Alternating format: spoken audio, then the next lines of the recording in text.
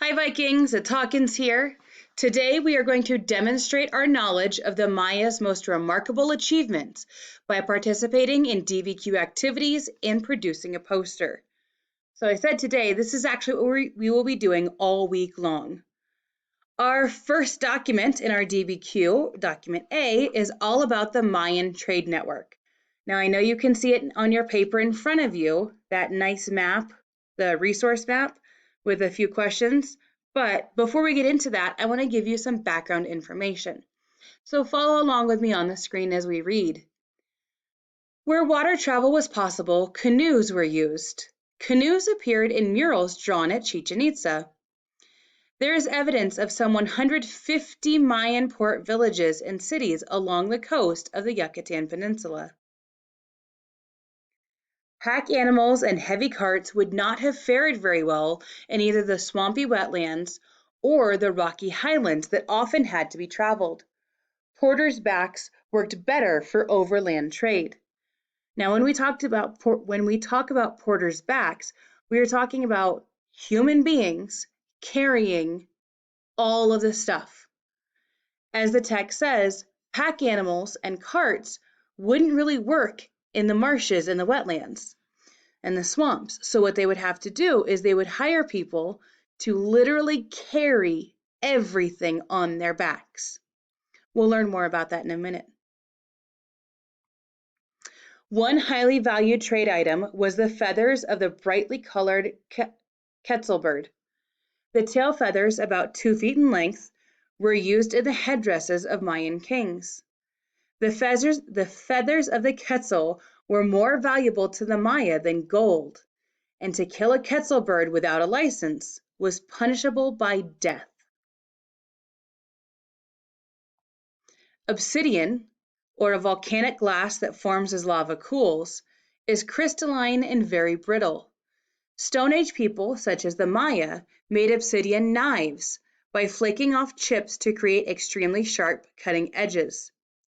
The Maya used obsidian knives as weapons and also in religious ceremonies, such as their bloodletting rituals. We learned about that yesterday in the background essay part of the DBQ. That was one of their main rituals. Everyone, including the kings or the emperors, would participate in the bloodletting to help feed the gods. Cacao is an evergreen tree native to the Americas. You see the cacao trees there. The fruit is a long pod that holds lima bean-shaped seeds called cocoa beans. These seeds are used to make cocoa, cocoa butter, and chocolate. So you can see on the tree the pods growing there, and then you've got the cocoa pods, and then these are the cocoa beans. When they're freshly harvested, they separate them out, they dry them for a couple months, and that is how, with a lot more processing, we end up getting chocolate. The Maya traded far beyond their city-states, venturing north of modern-day Mexico and deep into South America. Because of this, their cultural influence spread far and wide. Some scholars believe that the Maya influenced the mound-building culture of the Ohio and Mississippi River valleys, hundreds, if not thousands, of miles away. So let's go ahead and get to our document. You have in front of you a resource map. Before we look at the map itself, I want to take a look at the things that we have around it. Let's start reading over on the right. The Maya had no horses, donkeys, or other beasts of burden. Everything was carried by hand or by boat. Some imported goods, so goods that went from other civilizations into the Yucatan Peninsula and the Maya, were gold, which came from Costa Rica and Colombia, turquoise, which came from the southwestern US, shells came from Ecuador, and pearls came from Costa Rica. Now, these are not the only things that were imported. These are just some of the easier things to talk about. And I told you we would be talking more about porters. Porters carried goods for 10 hours per day at a speed of 1 to 3 miles per hour. Loads varied between 80 and 150 pounds. Porters carrying heavy loads worked in rotating relay teams. So it wasn't like one person was carrying their 150 pounds for 10 hours straight. They would pass off their load between each other. Now let's take a look at the key. The dashed line is the sea trade routes, so we see those here. The solid lines are the land trade routes. The dots are archaeological sites. There, all over. And then we have the different products. So that little beaver-looking animal represents animal skins. We have cacao, cotton, feathers, honey, jade, and in case you don't know what jade is, it's a green stone that was used for carvings and jewelry, obsidian, which we talked about, and salt.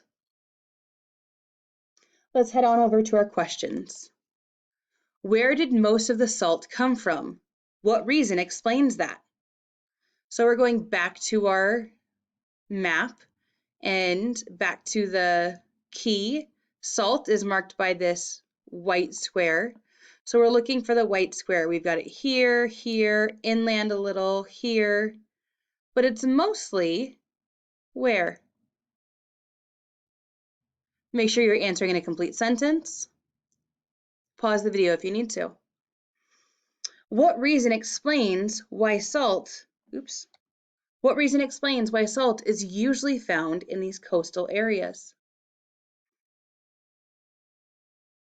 Friends. The Gulf of Mexico, the Caribbean Sea, the Gulf of Honduras, the Pacific Ocean. What can you tell me about this water? It's all salty. Yes, good, thank you. Yikes. Cool. Pause the video to rate. Number 2, we know that the Maya widely cultivated maize or corn. Why do you suppose it is not listed as a trade item on this map? So if we go to the map and we see the products that were traded, but we know that corn was grown all over. So if corn was grown all over, why is it not listed on this trade map?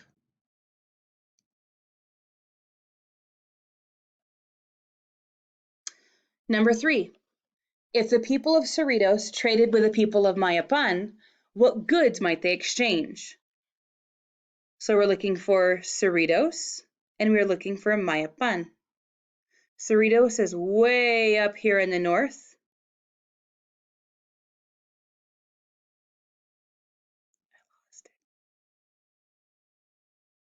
Yo, for serious, I lost it. Help me out. Oh, it's right there. And Mayapan is right here. So what are the items, what are the products that are grown and cultivated close to Cerritos? And what are the items that are cultivated close to Mayapan? Now, here's a stupid question. In Cerritos, they grew cotton. In Mayapan, they grew cotton. Do you think that they would trade the cotton? Probably not. So what other items would they have traded? How about the people of Copan and the people of El Mirador? El Mirador is right here in the middle. And then Copan is down here towards the south. So what would they have traded? Pause the video. Number 4, how would the trade shown on this map improve life for people across the Mayan region? So how did this trade make their lives better?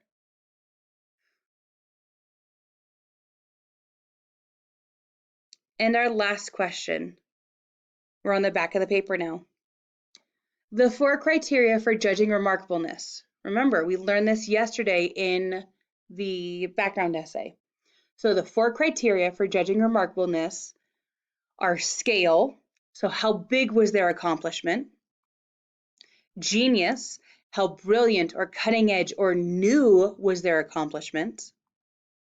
Effort, how hard was it physically or how hard was it intellectually? And significance, What was its impact on society?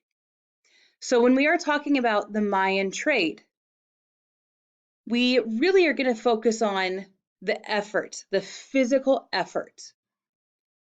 So focusing on the physical effort, I want you to describe what is remarkable about the Mayan trade network.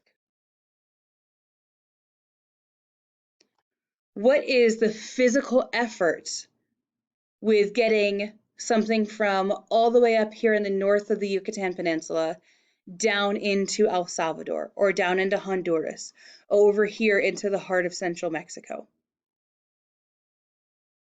Well, up here in the heart of central Mexico. So I want you to take a moment and I want you to really truly think, what was the physical effort that had to happen for Mayan trade to be successful? How was this so remarkable? Please write more than just one sentence. I gave you a lot of space for a reason. Then, when you are done, because at the end of the week, you are going to be drawing a poster or creating a poster, I want you to sketch an idea of what you could put on your poster to show the remarkableness of the physical effort used in the Mayan trade network. As always, if you have questions, please do not hesitate to ask. Be good people, make good choices. Go Vikings.